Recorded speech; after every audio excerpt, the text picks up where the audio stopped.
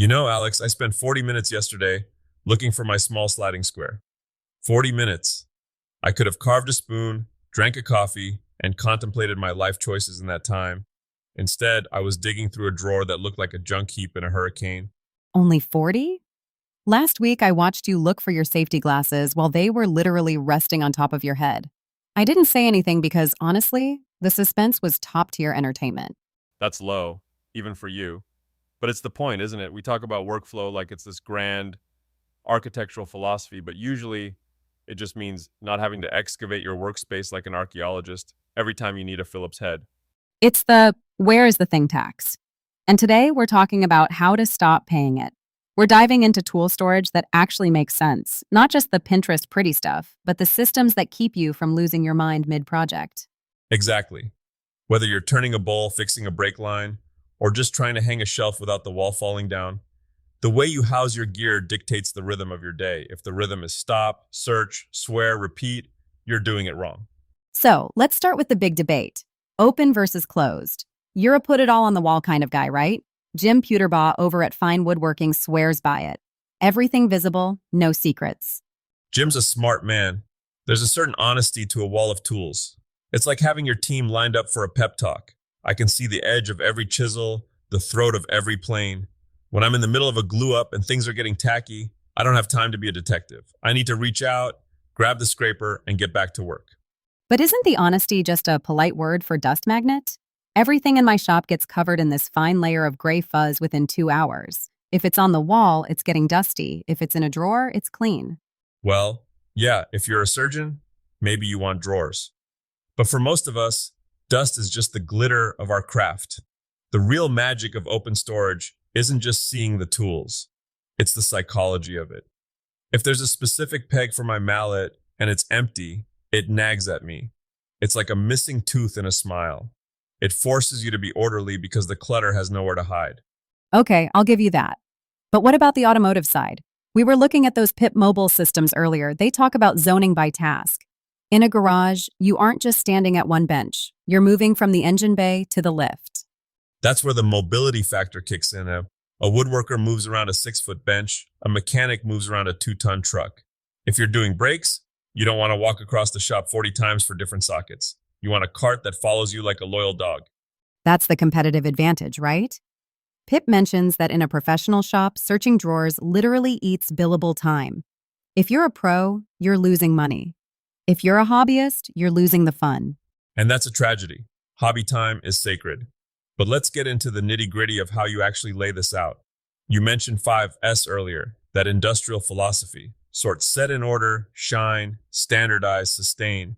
It sounds like corporate speak, but the sort part is what most people skip. You mean I don't actually need 3 identical, rusted flathead screwdrivers I found in a bucket at a yard sale? Blasphemy.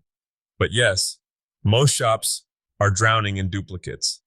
You have 4 different sets of hex keys, and 3 of them are missing the 5 millimeters. You have to be ruthless.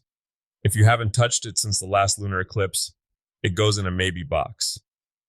If the maybe box is still full in 6 months, it goes to the thrift store. Once you've purged the junk, we get to my favorite part, the shadow board. It's basically adult coloring books, but for tools. Shadow boards are the ultimate truth tellers. You can use foam inserts in drawers, which I love because it keeps the tools from rattling around like marbles in a tin can, or you can go full old school and paint silhouettes on the pegboard.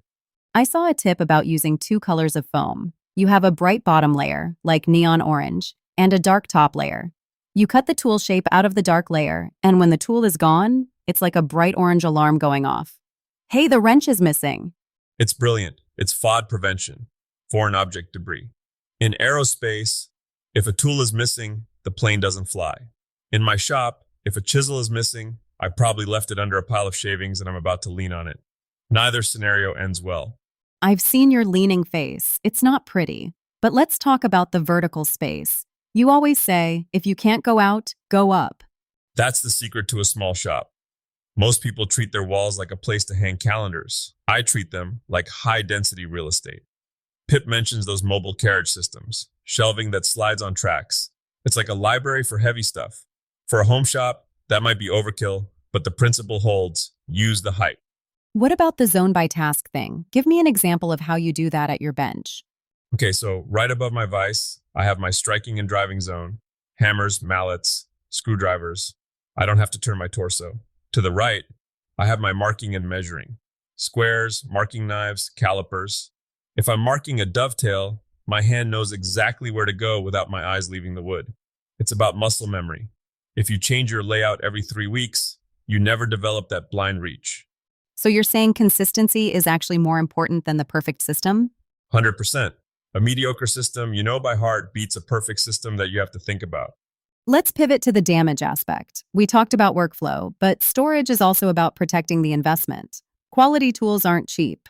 I once had a beautiful hand-forged Japanese chisel. Cost more than my first car. Well, almost. I left it on the edge of a bench. A vibration from the table saw sent it diving nose first into the concrete. Oh no, please tell me you didn't cry. I didn't cry, but I did make a sound that only dogs could hear. That's why foam organizers or dedicated wooden racks aren't just about being neat. They're about insurance. When a tool has a home, it's safe. When it's just floating around the bench, it's a casualty waiting to happen. And safety. We can't skip that. A cluttered floor is a trip hazard.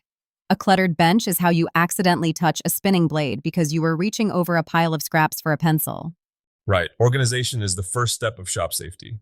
If you know where everything is, you aren't rushing.